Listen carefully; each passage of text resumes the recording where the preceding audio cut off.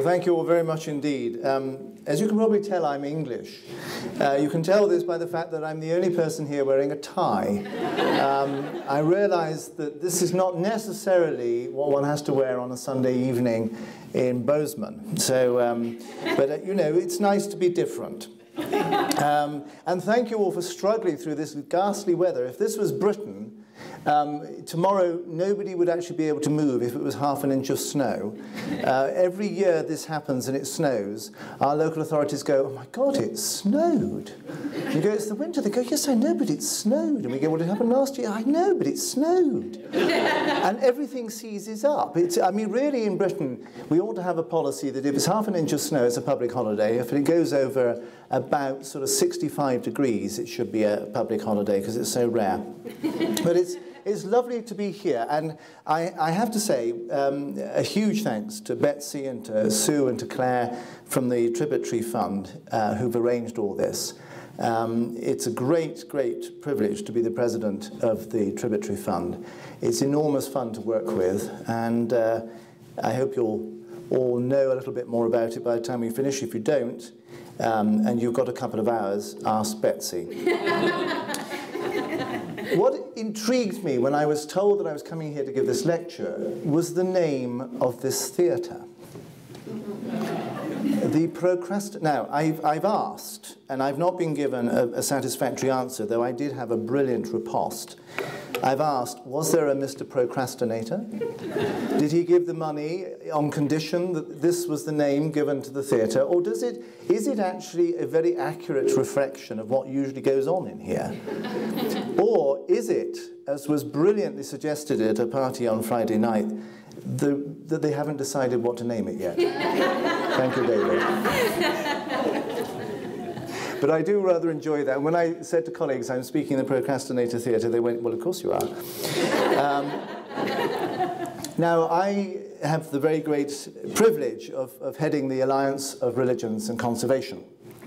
And I founded this with the Queen's husband, His Royal Highness Prince Philip, the Duke of Edinburgh, who is quite good fun. I've been his religious advisor on the environment for just over a quarter of a century, and some of you may know he's quite sharp in his attitudes. It is occasionally, as I've commented, rather like being etiquette advisor to Attila the Hun, but the meals are very good. Please do come and join us. Find a pew. But we launched ARC at Windsor Castle back in 1996, and I'd spent a long time getting an acronym which, at least with the Abrahamic faiths, would have a kind of sort of religion and conservation ring. You know, if you called it ARC, it's quite a good one. But we had this bunch of very, very enthusiastic Hindus who turned up, and they kept saying, no, no, no, it's all about education. It's all about education. You've got to add the word education. Now, I don't know if any of you have ever been in this situation where you stand up and you start to say something, and you know that what you're about to say you do not want to say. But there is absolutely nothing, bar the earth splitting and you disappearing into a chasm, that is going to stop these words coming out of your lips. And this is what happened. We had a whole gathering. There was His Royal Highness, Archbishop of Canterbury, the Ecumenical Patriarch of Constantinople. We had swamis, we had gurus, we had reincarnated deities, and I'm serious, we did. It was an amazing gathering, a huge gathering in Windsor Castle. And I stood up, and I was determined to squash this idea of adding the word education. Yeah, somebody's already there. And so I said, you know, there's been this move to add the word education to the Alliance of Religions and Conservation. But that, of course, would give us the acronym ARSE.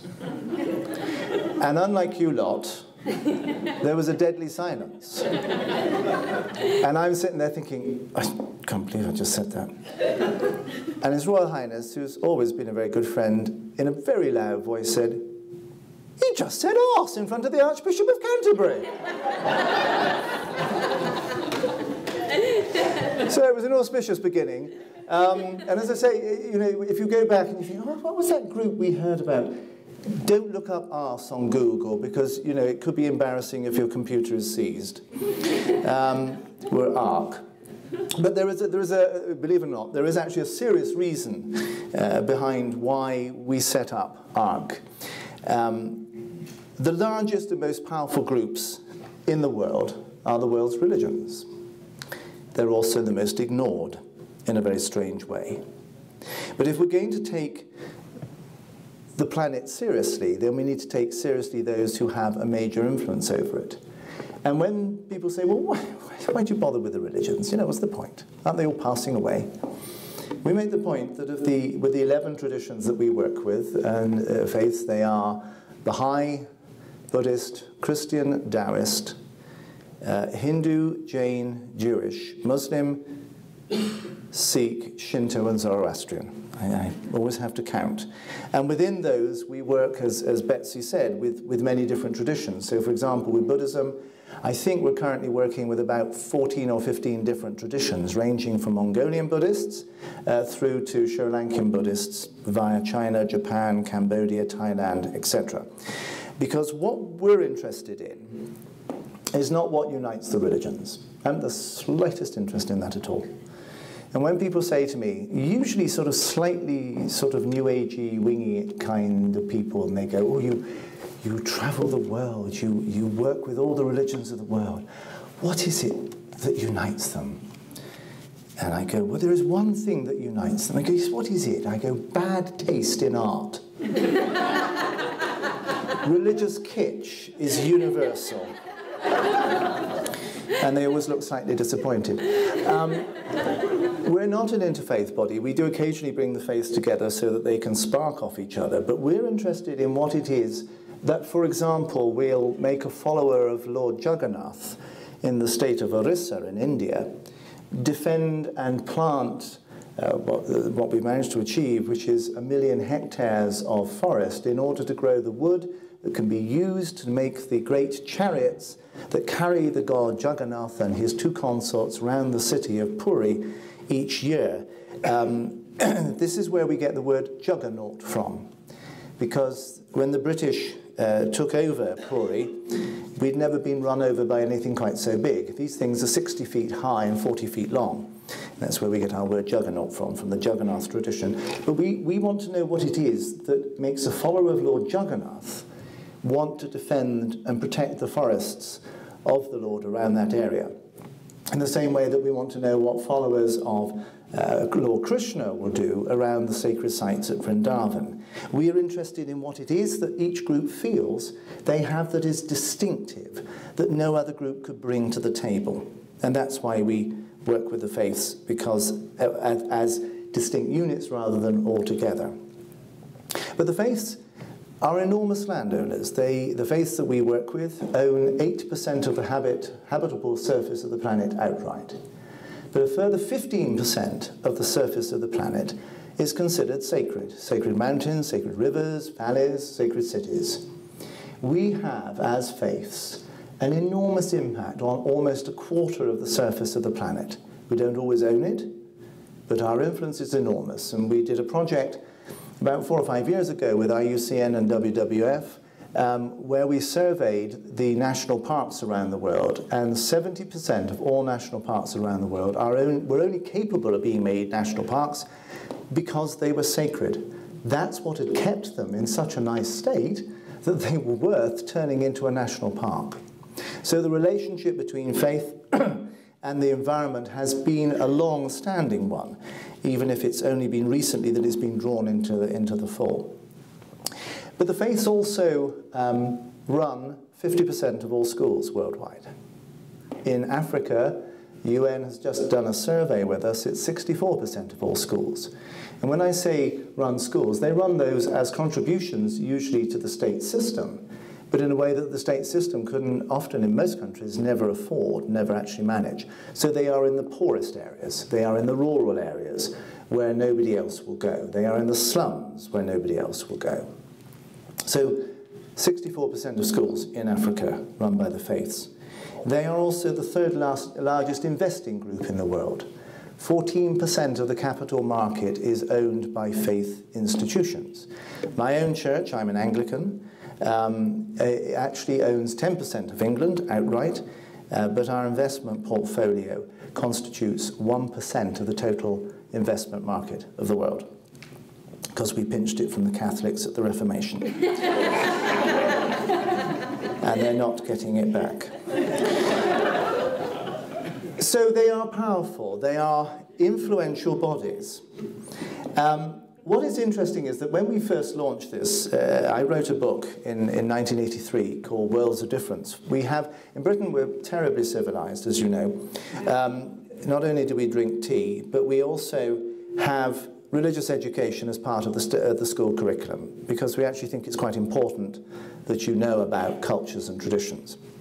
And I wrote a book, for the first book ever for religious education, on the environment and faiths. It's called Worlds of Difference. And this book triggered the whole program, because I've always said this, and he's never disagreed, but Prince Philip not only read it, but because it was written for 11-year-olds and had lots of pictures, he understood it. And he's never disagreed. Mind you, there are one or two other things he has disagreed on. He then suggested to WWF International that for their 25th anniversary we should bring together the 5 religions that he knew about, which was Buddhism, Christianity, Islam, Judaism, and Hinduism, at Assisi, and this we did. And this was the 25th anniversary of WWF worldwide, and WWF US refused to attend. They would not even send anybody to this meeting, which was their annual international meeting, because they said to be seen at a meeting with religions would totally discredit them in the US. And when I first came here to talk about this topic in 1987, I had 500 people outside baying for my blood on the grounds that to try and prevent the end of the world was to stop the Messiah coming. Fortunately, that's a view that's now changing. I was also actually rather touchingly described as the forerunner of the Antichrist. I was a bit miffed. I was rather hoping to be the Antichrist. And then there was a wonderful article, my favourite article. It was published by the Heritage Foundation, a sort of slightly left of centre group, I think. In this, the title of they believe that the British royal family runs the drug trade around the world because of the opium wars in the 19th century. So we'll go with that for the moment. And this article was entitled, "Prince Philip, He is Evil." And the opening paragraph said, "Prince Philip may be evil, but he is not intelligent." Full stop. The intelligence behind Prince Philip's evil is Martin Palmer. So if any of you, wish to get out now and find an exorcist, you're very welcome. So, but why do we work with the faiths? When we first started working with the Daoists in China in 1995, and the Daoists are the only indigenous religious tradition, if one doesn't count Confucianism, of China, and enormously powerful because they've always been the alternative to Confucianism and indeed to the formality of Buddhism. And when we started working with them in 1995, I cannot tell you how many groups said to us, why are you bothering? Why aren't you working with the government? Why aren't you working with business, with industry and things like this? Well, I'm a China scholar. I translate classical Chinese for things like Penguin Classics. And so I said, well, in 300 years' time, if you take a 400-page single volume of the history of China off the bookshelf, or out of your Kindle, or whatever it is we'll have by then, and you look up the Communist Party dynasty, you will find that it's pages 331 to 344. It will be a short-lived dynasty. And China has had many, many short-lived dynasties. If you therefore want to build on something that is going to last longer than 11 pages in a 400-page history book, work with the faiths. They have been on their sacred mountains for 2,000 years. In 300 years' time, they'll still be on their sacred mountains. Communist Party won't exist. And this was rather poo-pooed by people we worked with. And then in 2006, I was summoned to meet the Minister for Environment and the Minister for Religion in China. And we'd been running a program surveying with the Daoists the sacred mountains. And we'd been able to show that where there was religious practice on the mountain, that kept the mountain in a far better, pristine condition for a very simple reason. If you are an employee of the Chinese state to protect the mountain from poaching or from illegal forestry, you come in at about 10, you go home about 4. Guess when the poachers come? Exactly. Now, one of the little traditions that Daoists have is that they like to run vertically up mountains carrying 50-pound weights on their backs in the middle of the night in the snow. So they'd be really at home in Montana. And if you meet a Daoist who is running vertically up a mountain carrying 50 pounds weight on his back in the snow in the winter at 3 in the morning, they're not happy bunnies. They are very grumpy little buggers, frankly. And therefore, as a poacher, you have no idea when these folks are going to appear. So you don't go in. Because if you meet them, they'll take you on. They'll take you on. So we'd done all this research, but we'd had a great problem. When we'd started in China and we said we're working on religion and conservation in China, everybody looked at us and said, okay, apart from human rights, can you think of 2 other subjects that are going to go right up the nose of the Chinese Communist Party? No? It'll have to be those 2. And as a result, I had both Chinese and expatriate colleagues who were constantly being arrested by completely bewildered local cadres who had absolutely no idea what they were doing but thought it was probably suspicious. And so we kept a fund in China to bail them out of prison. So when I was called to see the ministers in 2006, I thought, oh, God. So they said, well, we've been watching what you do. And I went, oh, really? Yes, I thought I'd noticed that. And then they said, and we want your help. And this was not what I was quite expecting. So I said, really? Why? And they said, well, through the single child policy, as you know, from 1976 onwards, unless you were a minority or you were a farmer, you could only have 1 child. And through the rise of consumerist capitalism, we have produced the most selfish generation in China's history. They're known as little emperors and little empresses because they've been the center of the entire family. Nothing has been too good for them. And then suddenly they move out into the bigger world, and the bigger world doesn't think that they're the bee's knees. This is an intensely selfish generation. And he said, we have accidentally and deliberately tried to destroy everything that is Chinese, everything that is traditional, and we have produced an entire generation who know nothing about compassion, nothing about being part of a bigger community. And the only place where anything of those values remain, and any sense of being part of a culture that has a great history and a spirituality, is in the religions. And we want the religions to work with us to try and build a harmonious spiritual culture in China. This is from the Communist Party. And so I said, oh, so these are the ones that you virtually massacred to within an inch of the faith's tradition and life. You closed 97% of all their temples, and you destroyed 98% of all their sacred texts and statues. And they went, yeah, that was a bit of a mistake. And so gradually we started to work with them. And when I then said to them, well, why have you come to us? And they said, because we've been listening to the fact that you say we will not exist. And you're right. There will be no Communist Party in China in 30 years' time. What there will be are the faiths and a population that may well be very bewildered. We need you. So that's one example of why faith works. Another example, actually, ironically, from another communist country, is that we've done a great deal of work with the Orthodox churches around the world, and particularly with the Greek Orthodox Church and the Russian Orthodox Church. And when Russia was debating whether to sign the Kyoto Protocol in, I think, 2008, we were asked by the consortium of environmental groups working on climate change, would we use our influence through the church to try and persuade the government? And we happened to know the Patriarch of Moscow, who is Putin's father confessor, which is probably a full-time job, if one thinks about it. So we spoke to him and we said, will you raise this that it's not just an economic and a political issue, it's a moral and a spiritual issue.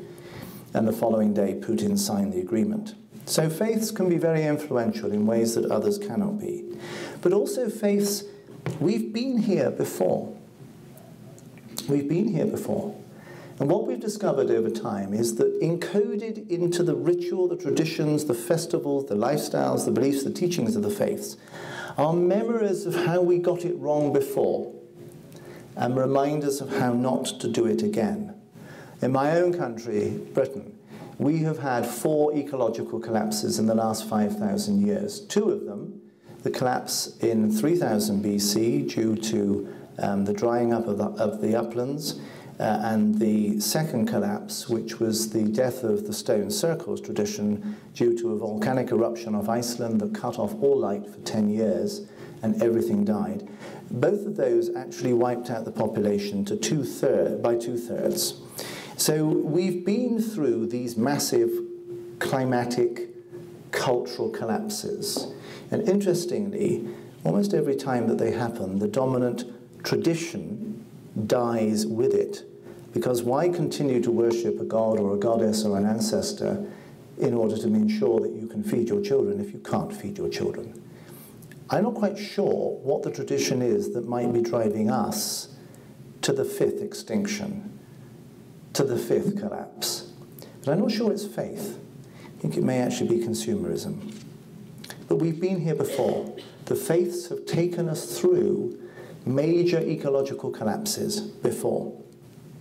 Now, we work with faiths in 2 very different ways. We do work obviously with the wisdom and the teachings and the inspiration and the insights. Because remember, the faiths of the world are the oldest human institutions in the world.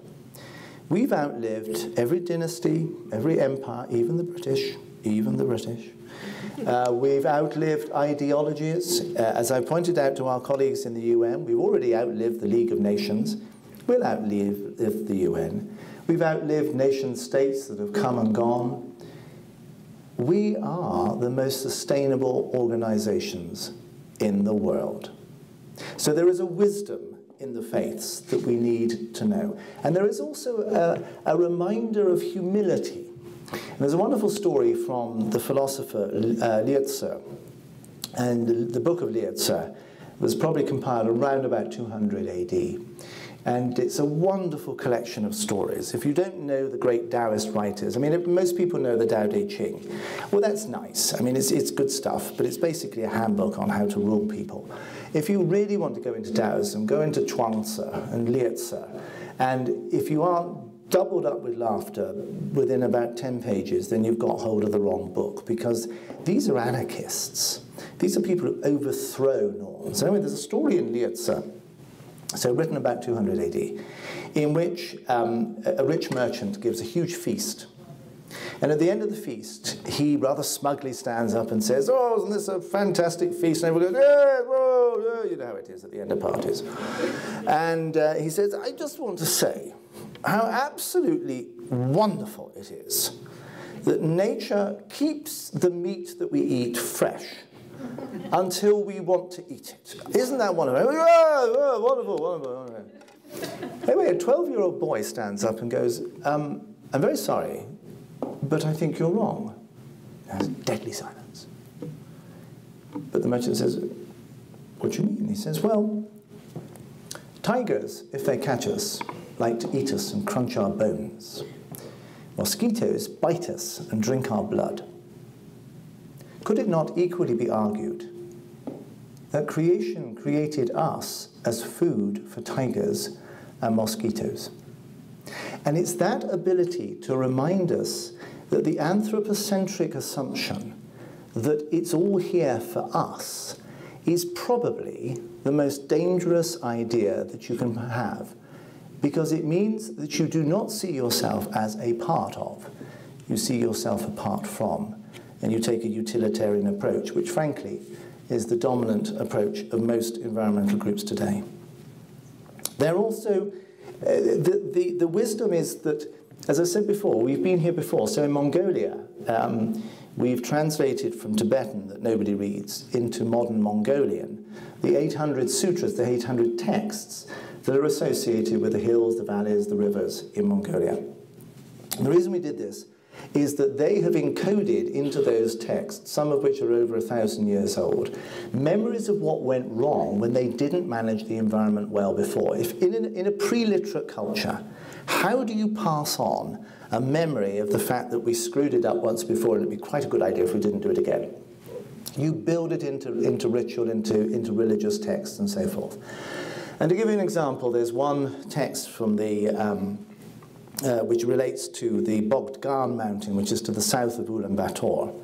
And that text says, if you cut the trees down on this side of the mountain, the goddess will flood your village. Now, when we translated this, and one of my greatest success in fundraising was to get the World Bank to sponsor the building of statues to Mongolian Buddhist deities, which we then erected on sacred sites to re-sacralize them. And the joy of seeing the president of the World Bank actually anointing a statue to a deity was really rather splendid. It's not their normal procedure. But what it does is that once you re-sacralize a place, it carries a protection that no government law can ever do. If you think you're going to offend the gods, that's a hell of a lot more powerful than thinking you're going against UN Resolution 347/H41 on biodiversity, which you've never, ever heard of. Never heard of. They're trusted. We have a big program called the Green Pilgrimage Network, and we're working with things like greening the Hajj, for example. Each year, about 100 million plastic bottles are left behind at the end of the Hajj at Mecca. And we now have a program of working with pilgrims who are coming from, say, Indonesia or Nigeria or from Malaysia, from Pakistan, Bangladesh, who are going on pilgrimage. We're helping them to think through how they can make it green, and we're working with the Mecca authorities to green the Hajj at Mecca. But we're working with pilgrimage cities all around the world. And the largest single human gathering in the world is the Kumbh Mela. And the Kumbh Mela is this vast festival in India. And this year it'll take place in mid-January at Hyderabad. And it brings together 60 to 70 million people. 60 to 70 million people. And we are working with a collective of swamis and gurus across India who will be the leaders who will lead the rituals that take place. And they have all signed a commitment to make this a green Kumbh Mela. Now, this is a vast task.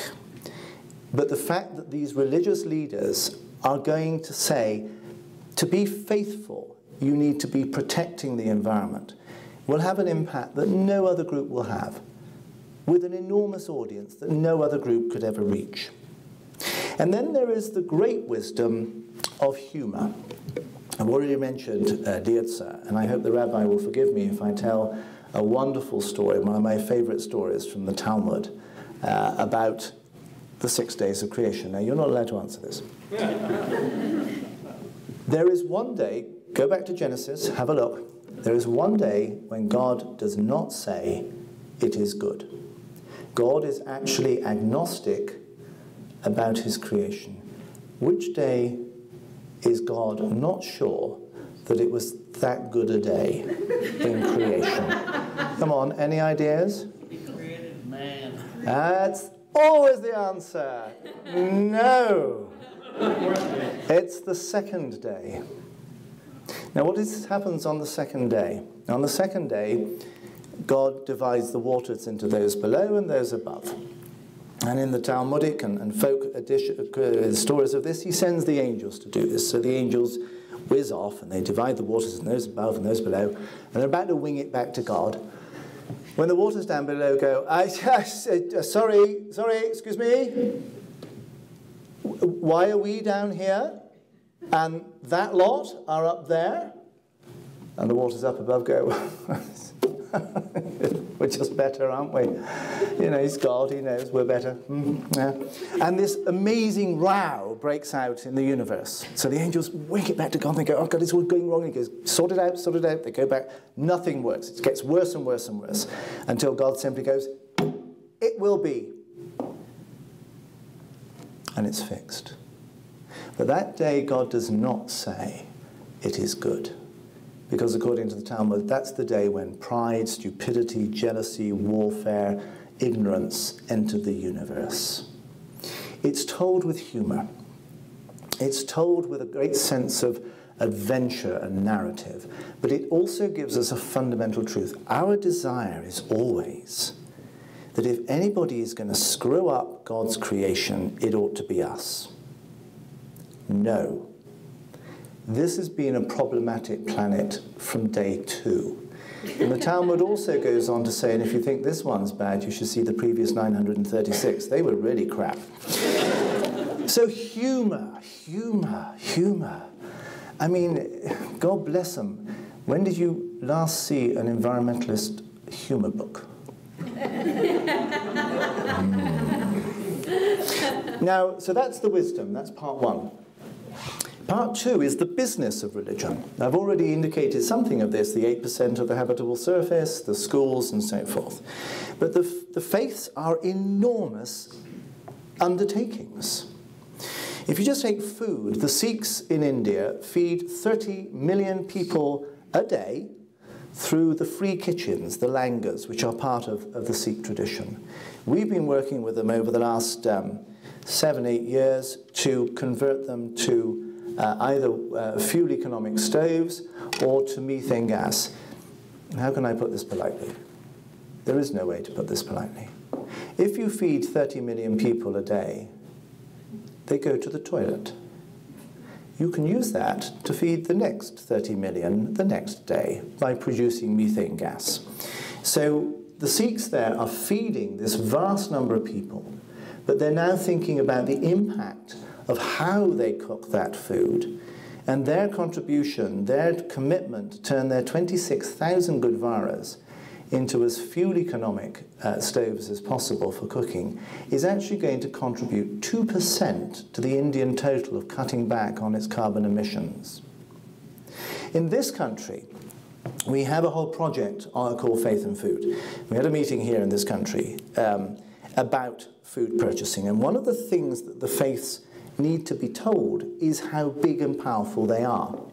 So we brought together all sorts of groups, and we had a fantastic church that we work with a lot called the New Psalmist Baptists in Baltimore. One of those churches where they have, 7,000 to 8,000 people in church on a Sunday. I was once asked to preach to them. It was terrifying, absolutely terrifying. But this church has developed its own long-term plan of how to tackle the environment. Fantastic crowd of people.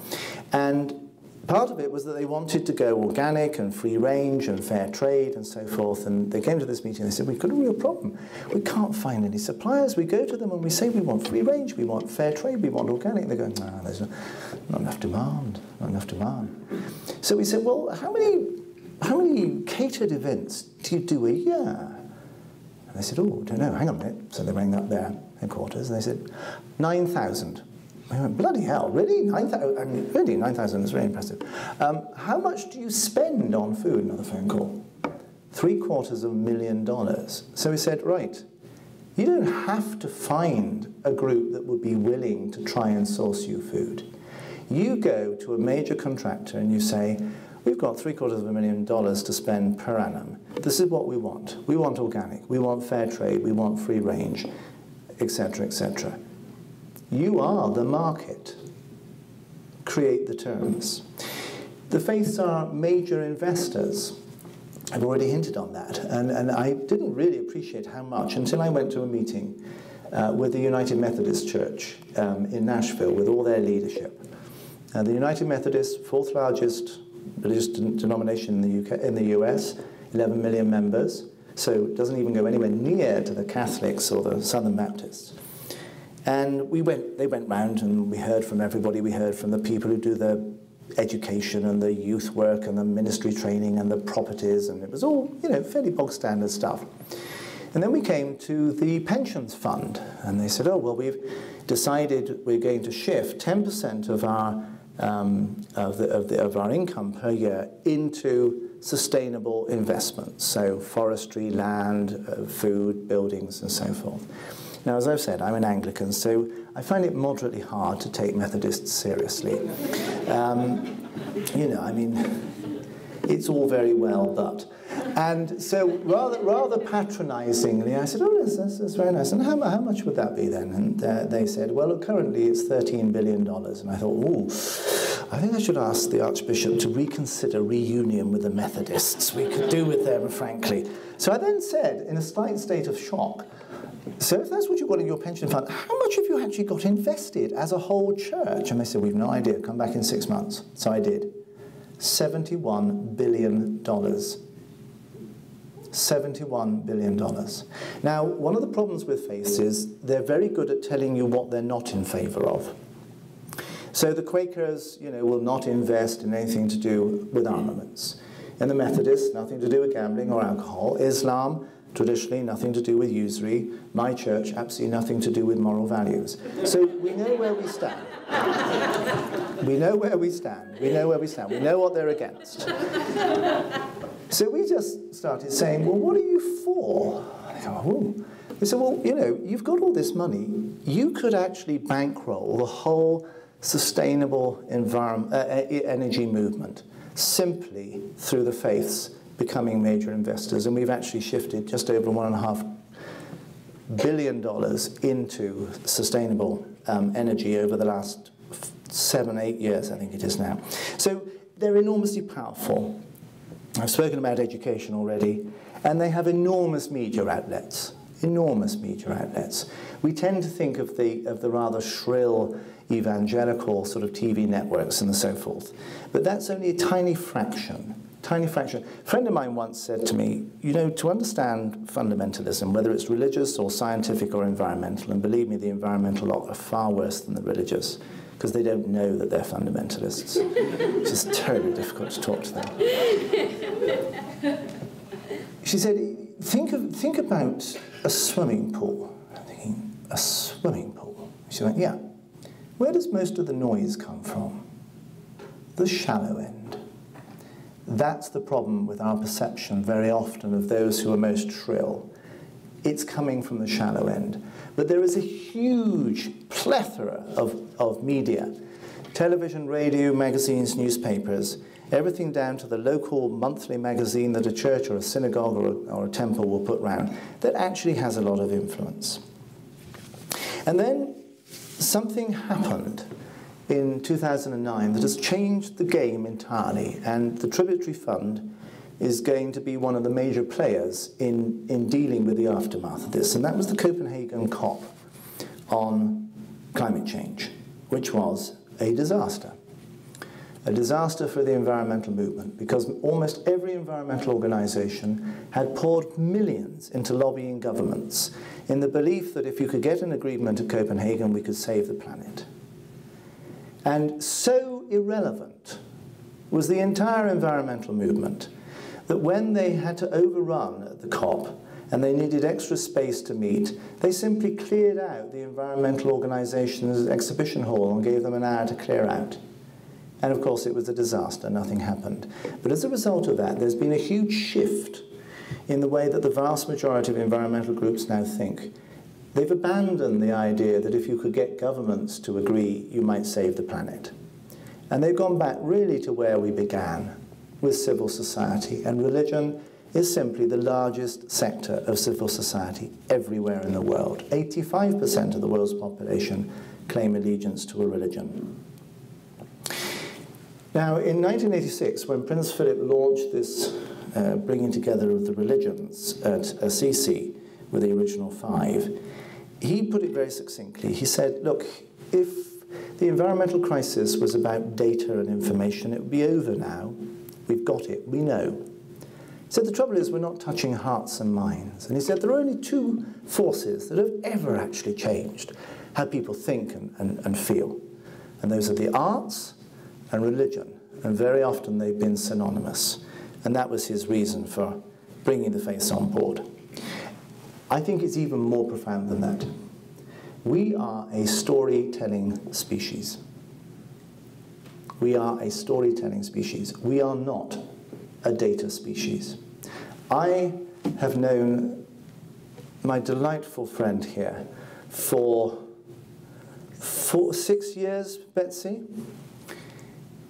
I have absolutely no idea how much she weighs.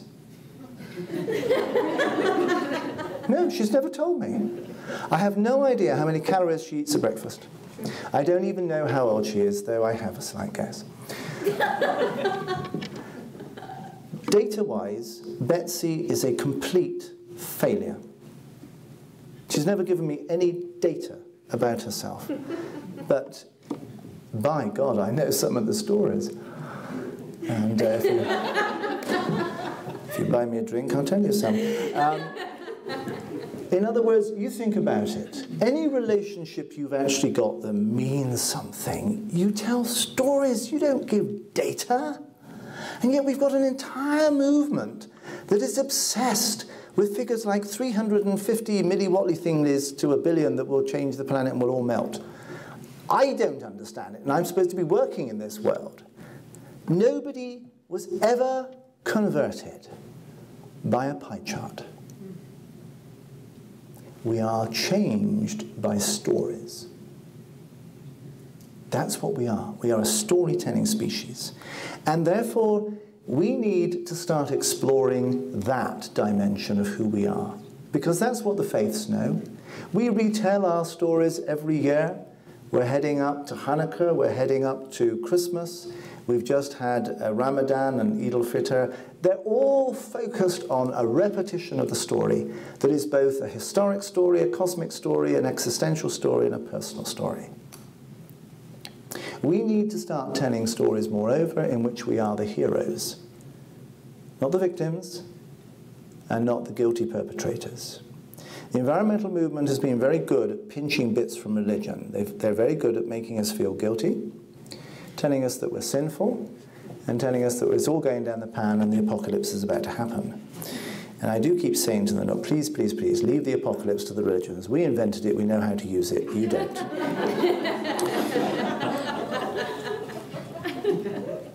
What they're not very good at is encouraging us. Give you an example. We're creating an environment for sustainable development toolkit for East Africa with Muslim and Christian and Hindu networks, school networks. And we've taken an existing education for sustainable development handbook, which was written by WWF, one of our long-term partners, and they said, so what are you going to do to it? And we said, well, we're going to change the opening. I said, well, why? Because we said, in your opening, you tell everybody how absolutely bloody awful it is, how it's all falling apart, how it's all our fault, how it's all correct, it's disaster, it's ghastly. We're going to start by saying, thank you, God, for making such an exuberant, extravagant, generous, beautiful creation. Thank you. And thank you for including us in it. This is, wow, I mean, blimey, this is fantastic. And from that position of thanksgiving and celebration of wonder, then we'll start to tackle the problems. But if you start only with the problems, where do you go?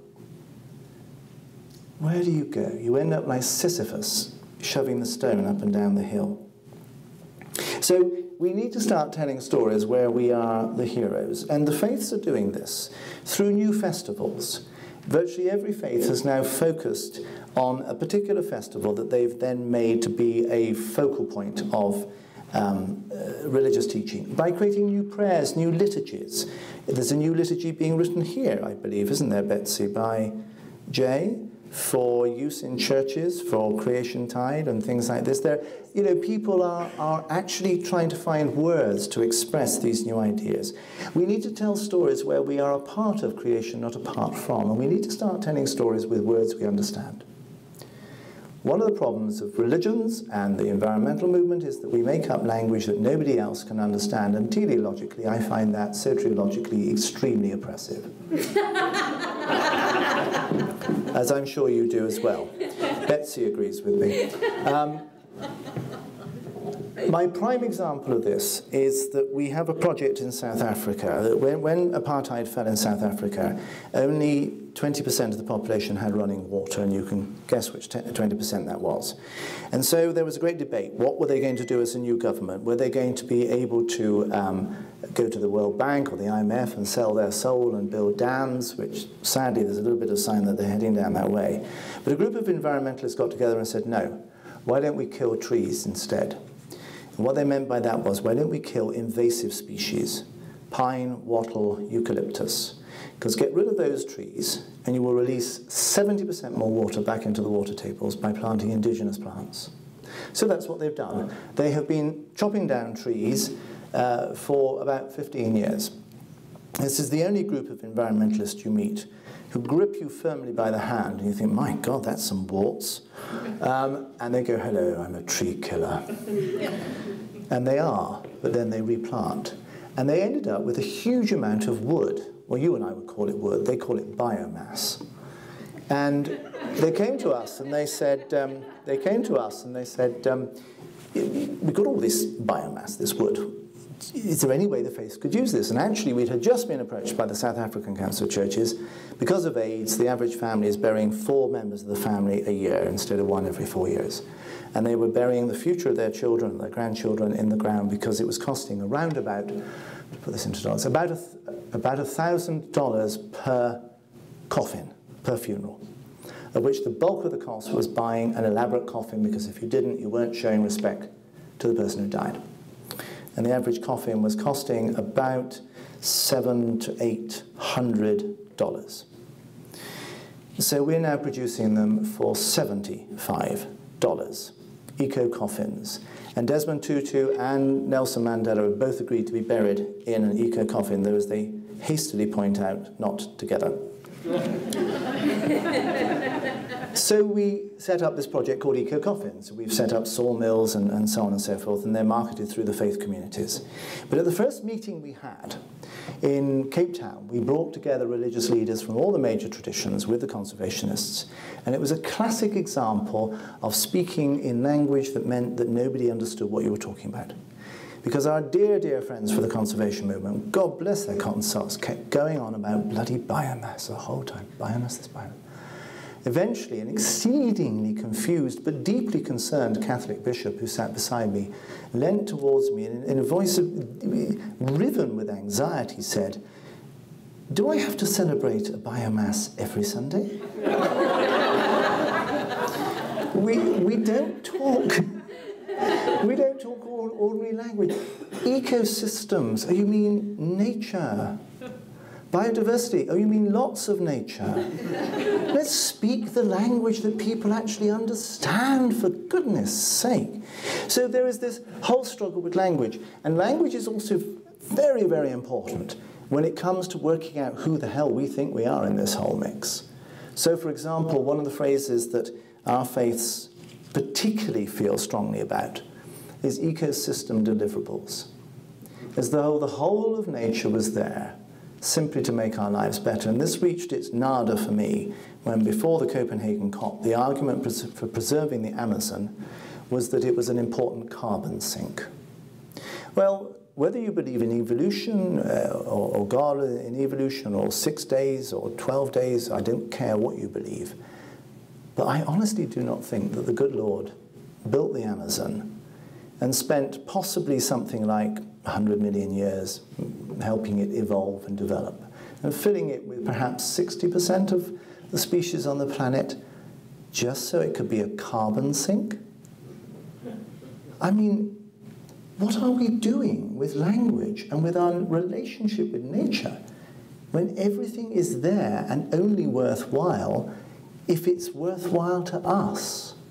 Go read Job 38 to 40 and listen to God going on, "So, were you there when I laid the foundations of the earth? Do you know how the hind gives birth to her young? Do you know where the snow comes from? Have you seen the..." It's this amazing paean of praise by God about all the aspects of his creation, his manifestation of love, that we may never, ever see. But it is as important to God as us. And if we lose sight of the fact that we are just part, we are on a very dangerous path. So we have to tell good stories. I'm almost done, but I want to come through to what I think is the crunch for us in the future. We need to develop an ethos of compassion. Not an ethic. I probably will headbutt the next person who says to me, you know, what we need is an environmental ethic. Ethics are what people who no longer believe in anything want to tell other people who might believe something they ought to do so that they can make them do it. It's utterly facetious and pointless. The way that a culture passes on its values is through an ethos. It doesn't tell you what to do, it shows you. It surrounds you with examples of it. So in the great faiths and in all the great traditions and cultures, through art, through music, through drama, through silence, through poetry, through prayer, through ritual, through the rites of passage, through the way that you're fed, the way that you eat food together and break food together, that is how we are brought into a world of compassion. We have excluded nature from that story for a very long time. And that's part of what we've got to do, is reincorporate that story in. It's interesting. We started excluding nature from the story around about the 16th, 17th century. Go and look at a medieval or 15th or early 16th century painting of the Nativity. And look at the amount of nature that is sitting around that story. Look at the ox and the ass, look at the sheep, look at the birds, look at the flowers, look at the stars. The Orthodox Church have a fabulous prayer for Christmas Day in which they talk about how every part of nature contributed something in order that Christ could be born. The angels gave their voice, the heavens gave a star, the earth gave a cave, because in the Orthodox tradition Christ is born in a cave in a mountain. The